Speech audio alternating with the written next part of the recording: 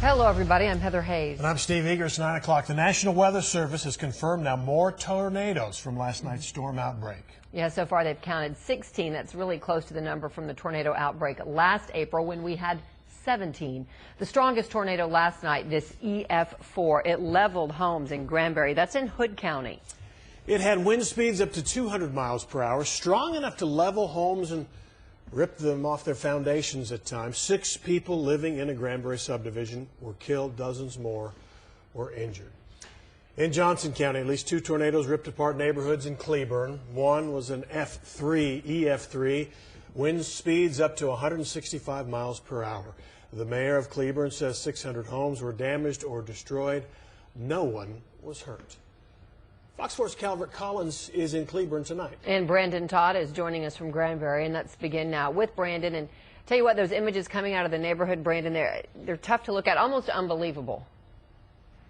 Well, they are, and when you look at everything around here, there's so much debris.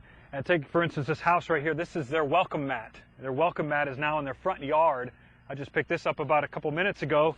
I found it over in the corner. You've got this bush right here that was in the corner of their property, this large tree here. It is almost sliced in half by this huge piece of siding. And when you lift this up, this thing is huge.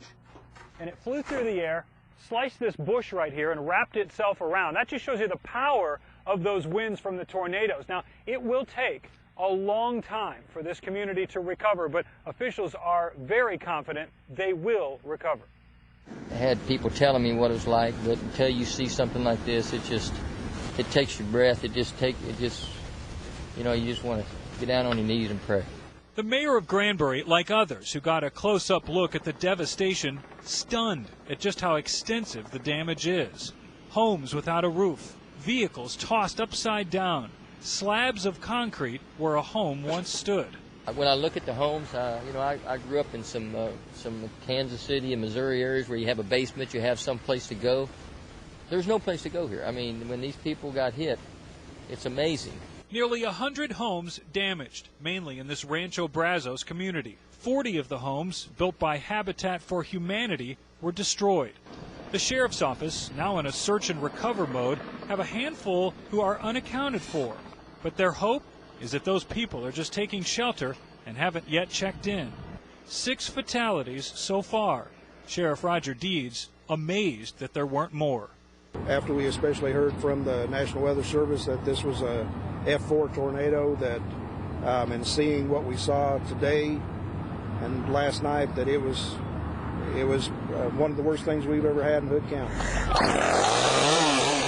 Homeowner Eric Montez spent the day cleaning up debris from his yard. He lost trees, the undersiding of his house, and most of his fence. He got some unexpected help, though, from 3 UNT students who left a day at the pool to come here and work. It's a very rewarding feeling, just because these people definitely needed the help. Montez is heartbroken for his neighbors and the loss of life, but he feels lucky he got out when he did. I was looking at the clouds above, and they seemed to be coming our way, and I told my wife, okay, we got to go. It's getting close, you know. Now again, one of the biggest things they've got to tackle right now is the water problem. The sheriff says that there's no water to this entire area, and the reason for that is the water tower that supplied water to this community was destroyed.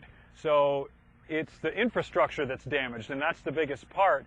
They've got to reconstruct their entire water system from scratch, Steve and Heather. So it'll take a long time for them to even get water out here. Well, and then that try and get things back to normal. Yeah, I was going to say that then just kind of prolongs the getting back to normal part, because like you said, you got to get the infrastructure in place and ready to go before then all the cleanup can begin.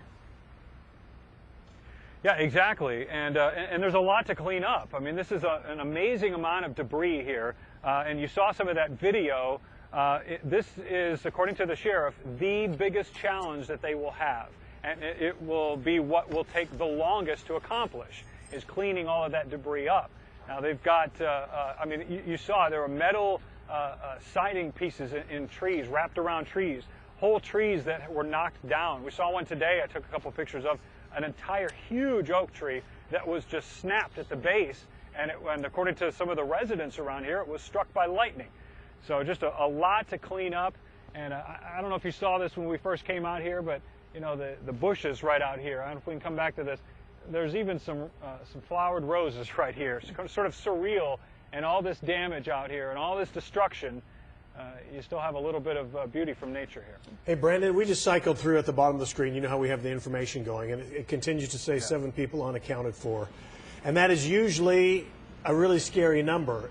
You know, sometimes that translates to they are never accounted for. But that's not really the case in this situation, right? The sheriff at least is confident they're all going to be found, or they're all okay.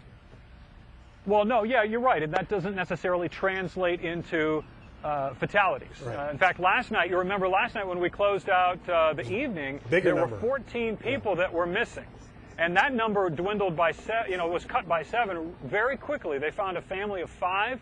They found a couple other people that just were staying in a shelter somewhere else, or had gone to another friend's or relative's house and hadn't told anyone here that they had gone and sought shelter somewhere else.